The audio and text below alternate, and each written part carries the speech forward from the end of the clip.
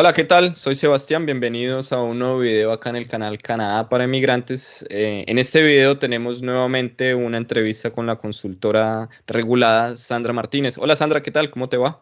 Hola Sebastián, muy bien, ¿cómo estás? Buen día, mucho gusto estar aquí contigo otra vez. Excelente. Bueno, para todas las personas interesadas en temas de inmigración a Canadá, Sandra Martínez es consultora regulada por el gobierno de Canadá.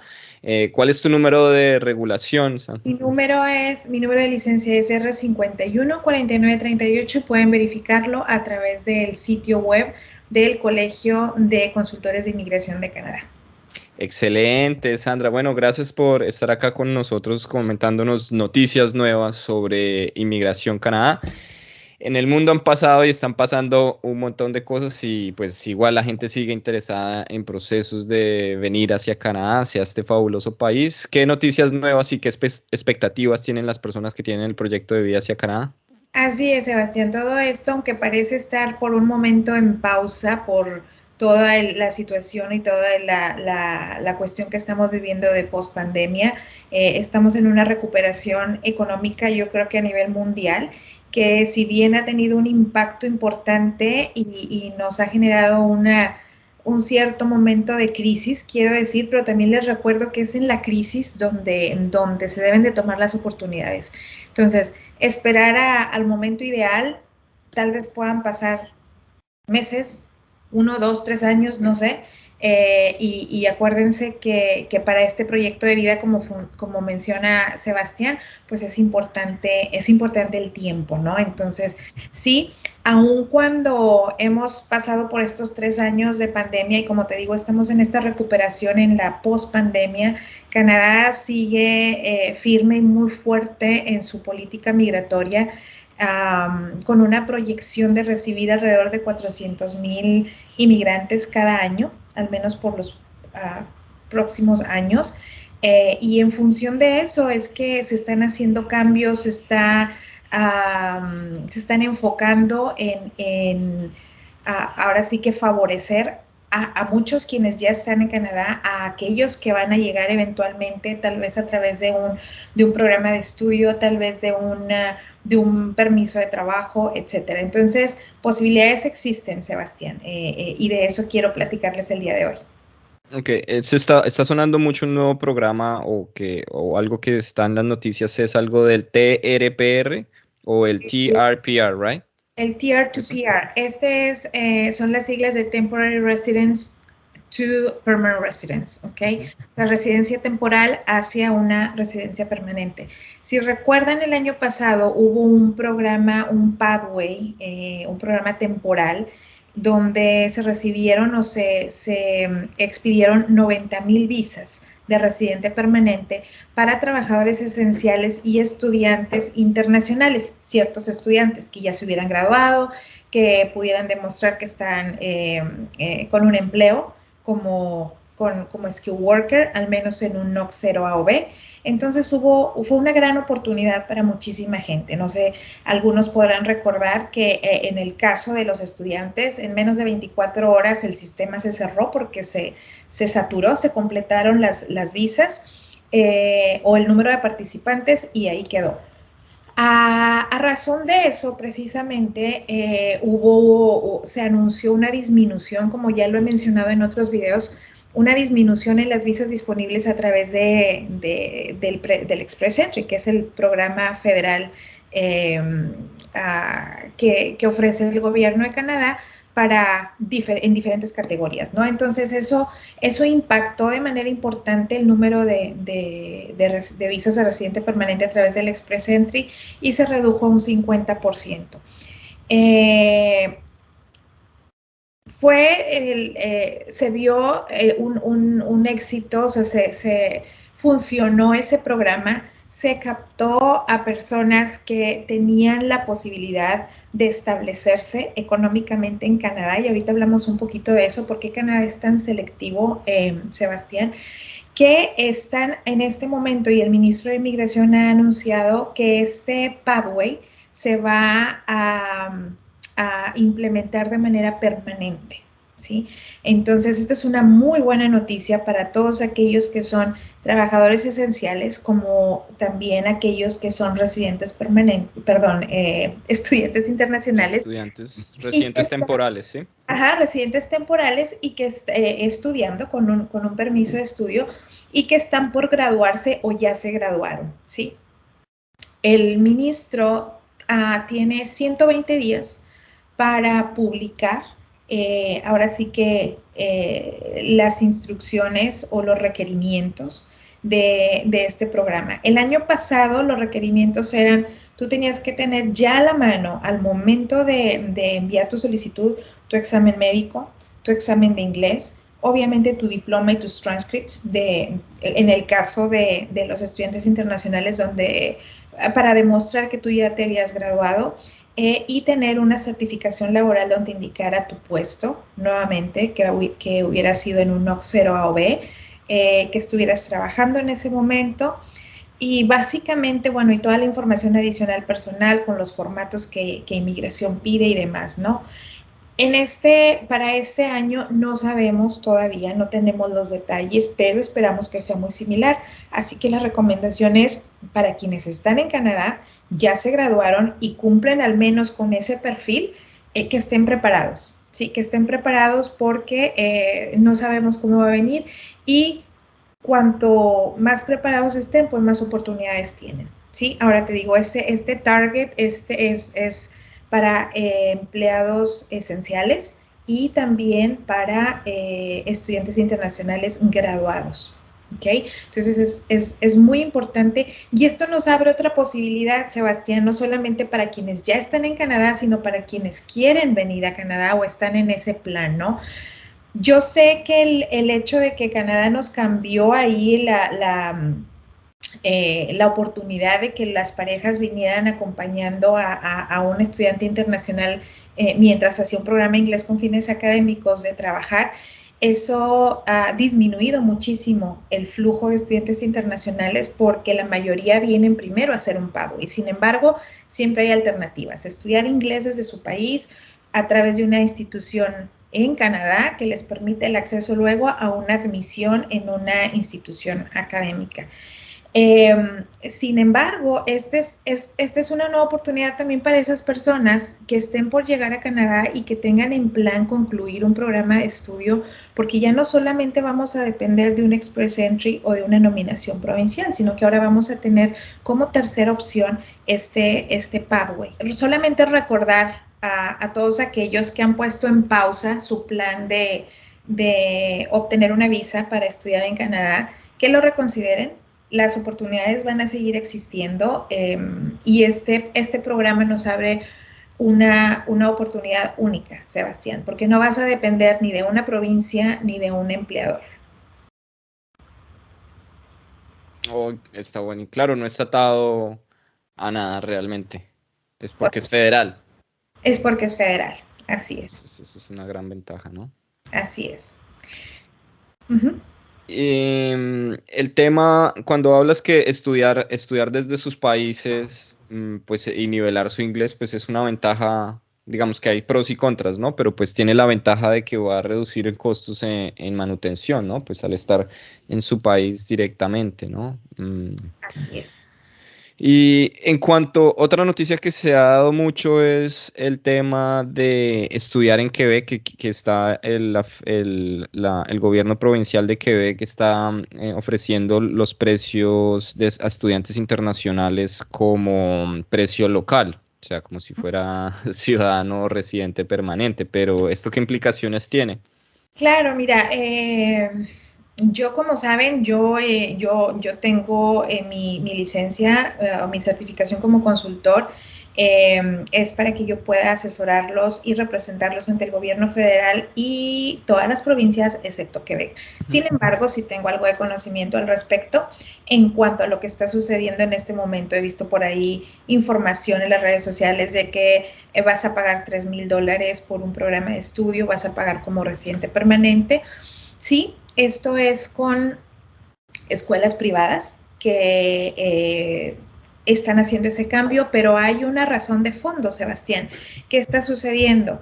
Anteriormente, estas escuelas privadas, si tú ibas a estudiar ahí, obviamente pagabas como estudiante internacional, pero tenías la ventaja de que una vez tú te graduaras y obtendrías un Post-Graduation Work Permit, un permiso de trabajo abierto de posgraduación. Entonces, eso se ha eliminado. Estas instituciones privadas ya no te van a conceder la ventaja de obtener ese PGWP. Entonces, obviamente se van a ver afectadas en el flujo de estudiantes internacionales que van a recibir y por eso están ofreciendo sus programas a ese costo. ¿sí? Pero entonces ya no vas a tener la ventaja que en realidad es lo que te lleva a una posible residencia permanente, que es la experiencia laboral en Canadá. Recordemos que estudiar en Canadá no nos garantiza una residencia permanente. Lo que nos va a abrir la puerta hacia el siguiente paso de asegurar una residencia permanente es precisamente un empleo y experiencia laboral en el país. Y yo siempre le digo a las personas que es muy importante, más que elegir una provincia, hay que ver cuál es su perfil, ¿no? Eso es lo más importante, porque muchos dicen, no, es que Quebec, porque es que es más económico, o es que tengo amigos, conocidos, o es que el estilo de vida ya me encanta, o ese tipo de programas que salen así, que venga y estudie como local, pero ¿qué implicaciones tiene? Analice y revise si el idioma, usted tiene mejor francés que inglés, por ejemplo. Claro. Hay un test oficial del gobierno gratuito que tú puedes hacer. Voy a dejar el link aquí abajo de este video para que ustedes vayan y hagan ese test gratuito y miden al estándar canadiense que se llama el CLB. Y ustedes pueden ahí de manera gratuita, creo que es media hora que tardan haciendo ese test y ustedes pueden ver más o menos cómo sería, pues obviamente solo va a ser pues algunas habilidades, no todas, pero se llevan ustedes una idea de al estándar canadiense cuál es su nivel de inglés o francés.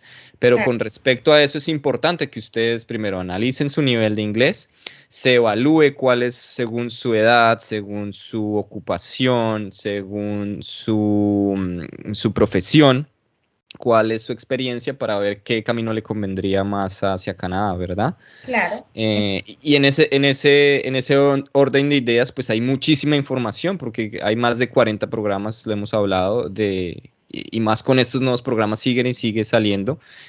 Pero todo depende de un perfil, entonces es donde sí siempre decimos, es importante que se asesore por un profesional como Sandra, tome una consultoría para que se evalúe su perfil y sepa usted realmente qué camino le conviene. Hablando, digamos, de temas económicos, hoy en día llegar a Canadá, bien sea, digamos, en el proceso de estudiante, que es el 90% o más de los que llegan a Canadá, vale más de $20,000 o $30,000 dependiendo de si viene con familia o no. Claro. Entonces es más, y como tú decías, Sandra, en videos anteriores, es importante que demuestren unos recursos superiores, ¿no? Claro. Hay una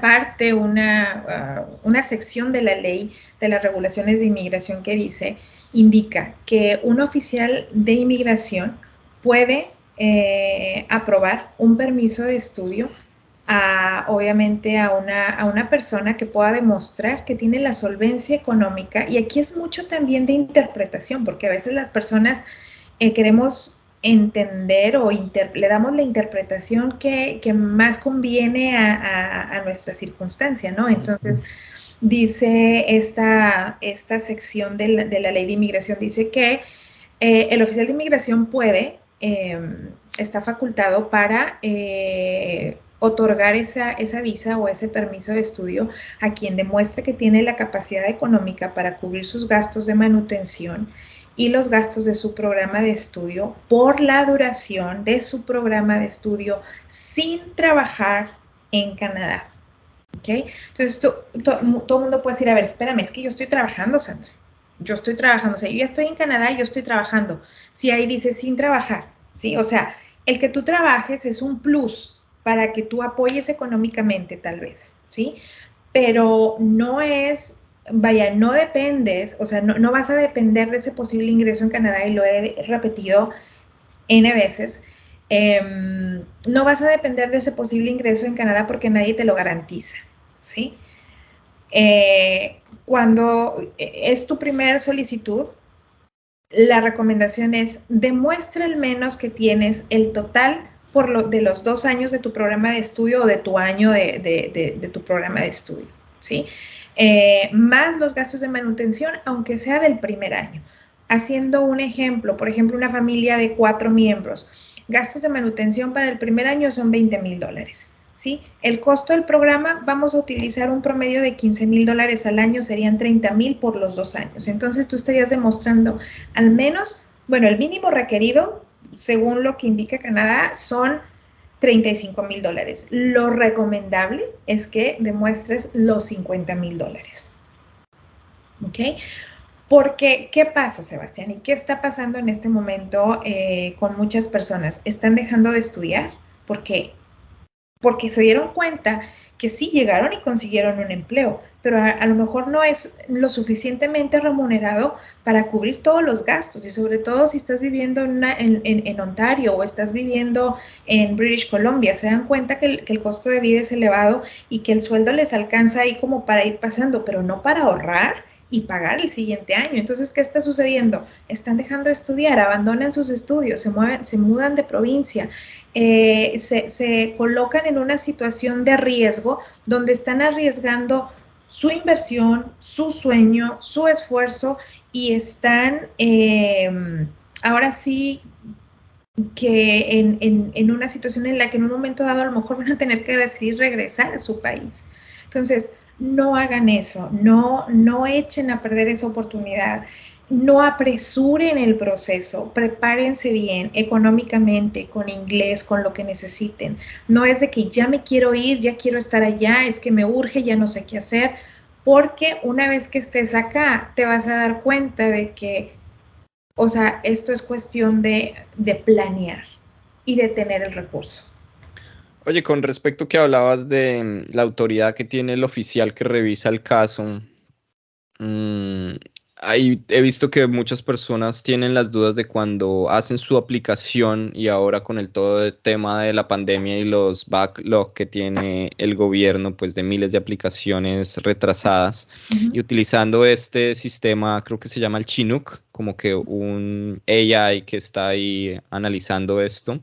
¿Qué implicación tiene esos temas de muchas personas que puedan tener un perfil muy bueno, una carta bien demostrable, buenos recursos, pero el sistema o el oficial basado en este sistema lo rechaza? ¿Qué habría en eso? Recurso, mira, tristemente la única opción que nos dan es vuelva a aplicar. Si usted piensa, si usted siente o usted piensa que puede contestar a las dudas del oficial de inmigración en cuanto a los motivos que tuvo para no aprobar su visa, vuelva a aplicar. Hay otro recurso, pero este es un recurso de apelación que se lleva ante una corte federal. Entonces, es un recurso que tiene que ser presentado, obviamente, por un abogado o por un consultor de inmigración que tenga la certificación para hacerlo. Es un proceso costoso, Sebastián, y tardado. Esto no garantiza que un juez te va a decir, ah, sí tienes razón, el oficial hizo mal su trabajo o el sistema no identificó que esta persona cumple con el perfil, se lo aprobamos. No.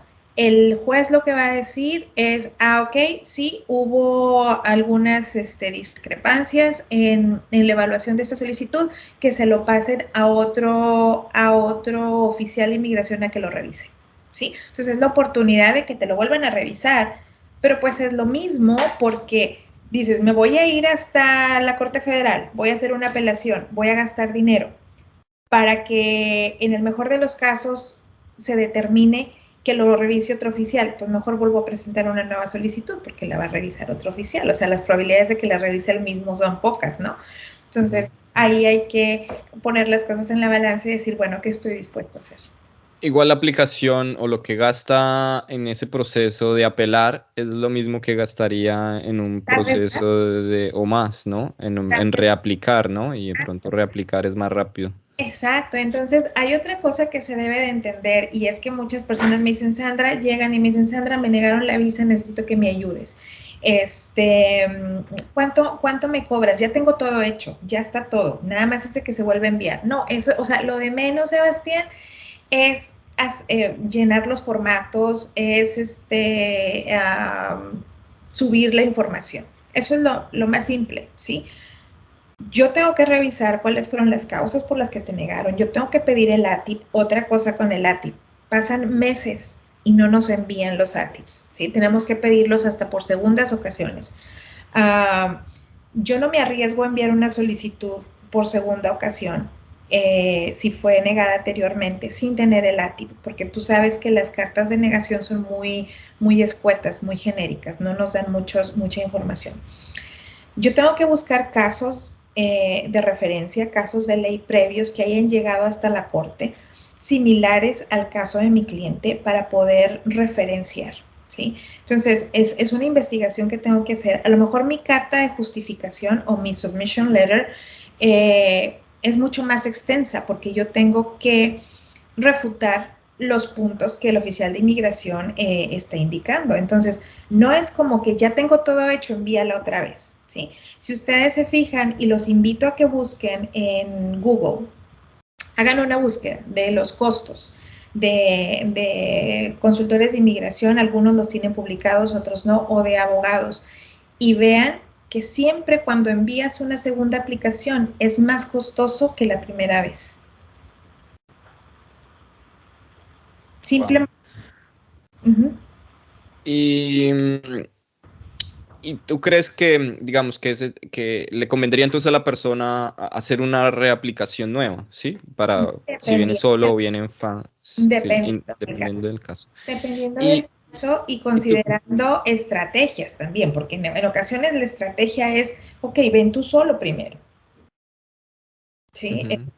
O demuestra más solvencia económica, o cambia de programa de estudio, cambia de provincia. Entonces, hay cambios que se deben de hacer para mejorar esa solicitud, pero todo depende de cuáles hayan sido los motivos por los que se negó la visa.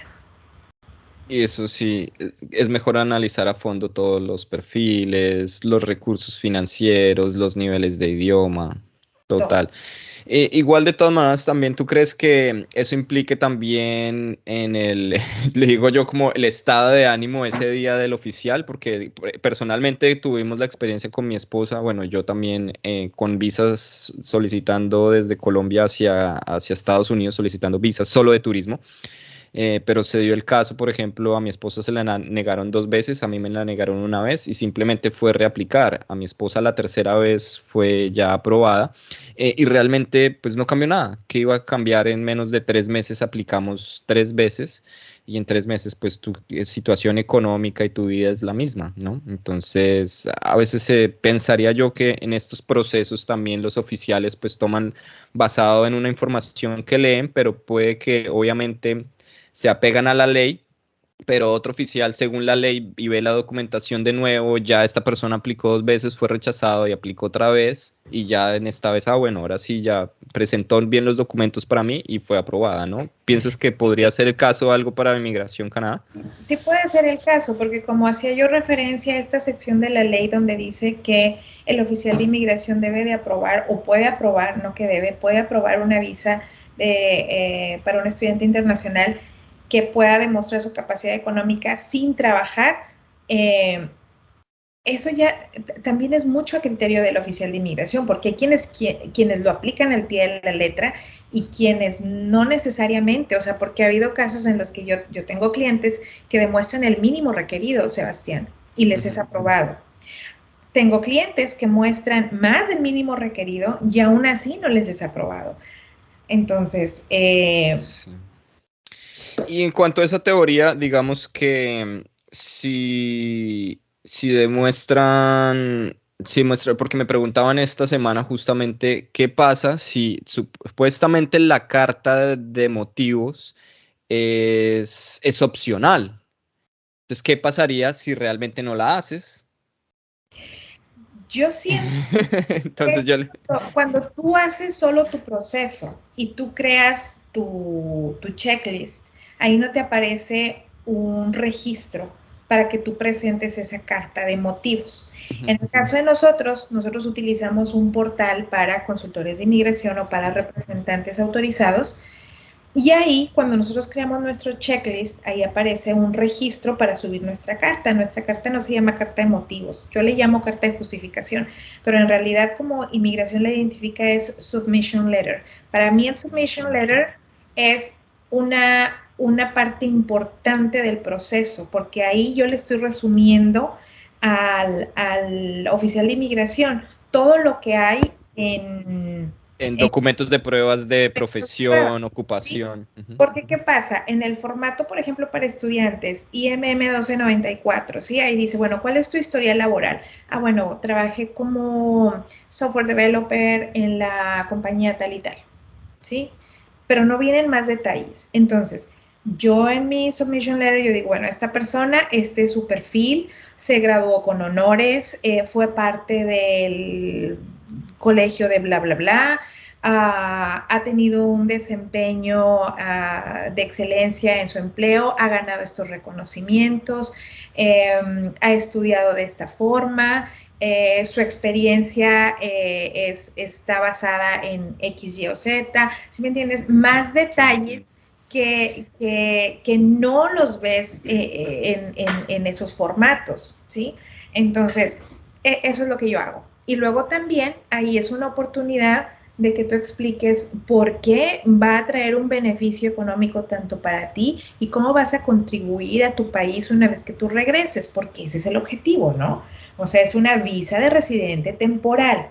Demostrar que todo lo que tú estás haciendo Ajá. sea para volver a tu país, porque así Canadá reciba personas, que es lo irónico, y que quiere que se queden después de estudiar, pero inicialmente en ese proceso se debe demostrar que es que tú vas a regresar. Es algo como ilógico, pero es la ley, ¿no? Sí, claro. Es que dime. O sea, es así. Ok, sí, yo te doy la oportunidad de que vengas a estudiar, de que generes experiencia laboral. Trata de generar esa experiencia laboral que sea congruente con tu perfil profesional para que luego te puedas quedar. Pero ¿qué sucede, Sebastián? Llegan, estudian, se gradúan y consiguen trabajo en lo que sea, pero en algo que a lo mejor nunca habían tenido experiencia previa. Al momento en que se llega la oportunidad de aplicar a una residencia permanente, es que ¿por qué no puedo? Pues no puedes porque la experiencia laboral que tienes en Canadá no tiene nada que ver con tu experiencia laboral previa. Entonces los puntos que te pueden dar por esa experiencia laboral previa no aplican porque tu experiencia laboral en Canadá no tiene nada que ver con eso, ni con tu perfil académico, ¿sí? Claro. Entonces, ese es algo bien. En ese caso es como bien curioso porque, digamos, pienso yo, para personas que tienen unas profesiones o ocupaciones en su país, que venir a Canadá puede ser un poco más complejo, pensando, digamos, abogados. Entonces, como ejemplo, podría ser, digamos, que un abogado en Colombia o en México o en Argentina tiene el deseo y el sueño de llegar a Canadá, pero, digamos, ve como potencial y como ocupación y como pasión es la cocina, por ejemplo. Entonces puede demostrar en esta carta de motivos, o como tú lo mencionas como agencia, que ustedes pueden demostrar esta carta, que realmente, a pesar de que su profesión o ocupación en su país es abogacía, quiere venir a Canadá y cambiar su profesión, cambiar carrera, porque su pasión es la cocina y ve como un mercado potencial el venir a Canadá y es una ocupación en demanda. Entonces, ¿sería esto una buena alternativa, por ejemplo, para estas ocupaciones? Siempre hay que tener argumentos de justificación. Yo tengo que justificar por qué un abogado quiere venir a estudiar arte culinario, ¿sí? Okay. Es porque a lo mejor tiene un historial, a lo mejor es dueño de un restaurante en su país, a lo mejor en su familia existe este tipo de negocio, a lo mejor tiene un proyecto de desarrollo futuro, de inversión en su país, qué sé yo. Tenemos que presentar argumentos y pruebas de que en realidad es así. Yo no puedo decir en mi carta de justificación, esta persona cuyo perfil profesional es abogado y se ha dedicado a ejercer su profesión por 10, 15 años, ahora quiere cambiar porque en Canadá es una ocupación en demanda. No funciona. Okay. ¿Sí? O sea, ahí estás, estás expresando de cierta forma tu intención de quedarte en Canadá. ¿Sí? Entonces hay que ser muy cuidadosos con los argumentos, con la justificación. Entonces te digo, es importante tener esa carta, incluirla aun cuando el checklist no te pide muchas cosas, en realidad es muy simple. Ya depende de uno, de ser proactivo. No te pide, por ejemplo, que demuestres que tienes arraigo.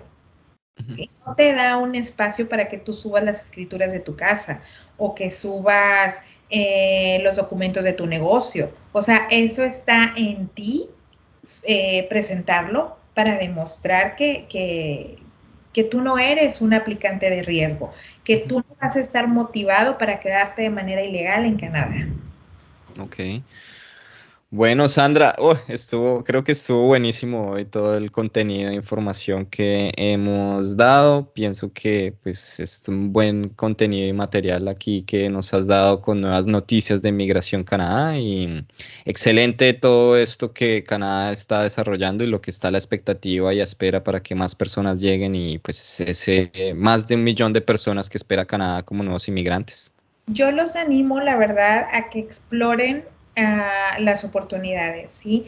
Aun cuando también por el lado del Express Entry va a haber cambios importantes en cuanto a cómo se selecciona a las personas a las que se les invita a aplicar a la residencia permanente, se limita tal vez o se aplican nuevos filtros al Express Entry, sin embargo se abre otra oportunidad a través de este pathway. Entonces, en ese sentido, yo les sugiero, yo los animo, los invito a que se informen. No tiene que ser necesariamente conmigo, háganlo con quien ustedes se sientan cómodos. Si es con nosotros, pues muchísimo mejor, obviamente, pero dejamos ahí la invitación y bueno, como les he dicho siempre, nuestro compromiso es ofrecerles una asesoría honesta y con la verdad. Si se puede, les voy a decir si se puede. Si no se puede, con toda sinceridad les voy a decir, no se puede, prepárense en esto y esto y esto para que lo hagan posible. Ok, sí, igual de todas maneras, siempre lo hemos mencionado, es la inversión de venir a Canadá va a ser siempre alta, es un proyecto financiero que va a impactar su economía y pues debe tener una solvencia suficiente para venir a Canadá y planee y evalúe. Va a necesitar, si viene por el camino de los estudios, como ya lo mencionó Sandra, más de $30,000 en promedio. Y depende evaluar a qué provincia, a qué programa va a aplicar, qué sería lo más conveniente de cómo aplicar en su primer paso. Después de ese paso de ser aprobado su visa y llegue a Canadá, qué va a pasar después de ser residente temporal a poder aplicar una residencia permanente total. Desde el principio, Sebastián, como dices, este camino, esta inversión empieza con una asesoría, ¿sí? Después de que vieron muchísimos videos, leyeron información, se sumergieron en el mundo de información de inmigración, tomen una asesoría, ¿sí? Definan su mapa desde el principio, definan su mapa, por dónde se van a ir. En ocasiones va a haber desviaciones, muy seguramente en el camino. Nunca tomen atajos, ¿sí? Porque eso nos lleva o al principio o a perder la oportunidad. Entonces, ahí les dejo eso. Sí, porque yo he visto justamente hace como unas 2 semanas estaba viendo el caso de una familia que venía con muy buenos recursos, con un muy buen empleo, pero llegó a Toronto, donde no es una ciudad extremadamente cara, seguramente sus ingresos eran buenos, pero también sus gastos altísimos, no se adaptaron al nivel de vida, al clima, les pesó muchísimo el tema social. Y se regresaron, tomaron la decisión de regresarse y no está mal, pues es la decisión personal de dónde quiere vivir cada persona, pero desafortunadamente pues se está perdiendo muchos beneficios que podría tener acá en este país, que seguramente no los va a tener en su país. Esa es una parte importante y de hecho ayer me comentaba una persona con la que tuve una asesoría, me dice, bueno Sandra, dime, ¿vale la pena? Porque acá la estamos pasando complicado en mi país, es un esfuerzo tremendo para para salir adelante? Y mi respuesta fue, bueno, acá también va a ser un esfuerzo tremendo, tremendísimo. O sea, no es fácil, ¿sí? A lo mejor tus primeros años va a ser un esfuerzo tremendo, pero ese esfuerzo, esa inversión, te va a redituar frutos, te va a redituar el resultado que quieres, ¿sí? Tristemente en nuestros países, por más que te esfuerces, el resultado va a seguir siendo el mismo. Ojalá cambie, ¿sí? Total. No, igual de todas maneras en nuestros países, digamos, muchas personas, si sucede, tu economía está bien estable, tienes muy buenos ingresos, estás con tu familia, tienes relativamente en una zona de confort, pero estás en un gobierno o en un país que no te genera una estabilidad y unas garantías hacia futuro, el futuro que tienes para ti o para tus, o tus hijos que se está dando. Entonces, listo, tienes buenos ingresos, pero sales a la esquina y corres el riesgo de que tu vida corra peligro. Es así. Aquí tienes otras cosas, como otras situaciones como son el clima más extremo, la adaptabilidad, pero tienes una garantía en cuanto a seguridad, en un gobierno mucho más estable. Los impuestos son para ayudar a la comunidad, tenemos la subvención en la salud, en la educación, entonces pues son otras por otras y eso es lo que tienes que evaluar finalmente, ¿no? Entonces, muchísimas gracias entonces, Sandra, ahí está, les dejamos ahí mucho para que piensen, analicen, revisen la información, siempre contáctese con consultores oficiales regulados, vaya a la información oficial de Canadá, por ejemplo, que es canada.ca, revisen la información. Y nos vemos en un próximo video. Muchísimas gracias, Sandra, con toda esa información. Nos vemos en un siguiente video. Un feliz día. Adiós. Bye, bye.